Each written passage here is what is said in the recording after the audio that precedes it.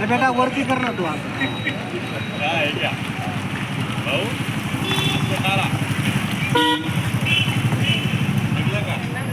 Advocate Girish यांना मोकळे प्रभाग नंबर 1 मध्ये अपक्ष उमेदवार म्हणून उभी राहते.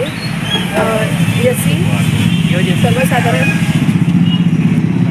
मध्ये तरी सर्वांनी बहुमतांनी मला विजयी करावे अशी विनंती करते. प्रभागाचा विकास हा माझा ध्येय आहे आणि तो सिद्ध करण्यासाठी मला सर्वांची मदत हवी आहे. त्यामुळे सर्वांना विनंती की जास्तीत जास्त मतांनी मला विजयी करावे. प्रभाग क्रमांक कोणता? प्रभाग क्रमांक 1. ताई, तुम्ही निवडून आल्यानंतर कोणतं काम करता? तुमचं विजन काय असतं? प्रभागाचा संपूर्ण विकास करणे हा माझा उद्देश आहे. यामध्ये रोडचे व्यवस्थित रोड बनवणे, महिलांची सुरक्षा, त्यासाठी CCTV कॅमेरे वगैरे बनवणे, आवश्यक त्या ठिकाणी सध्या लाईट नाही आहे ते लाईटसुद्धा लावणे, ड्रेनेजची सोय करणे, जे की तिथले नेटिव्स 10-20 रुपये जमा करून तिथल्या ड्रेनेजची पाईपलाईनची काही दुर्व्यवस्था असेल तर ती स्वच्छ करतात. त्यामुळे माझी इच्छा आहे की जे काम सरकारचं आहे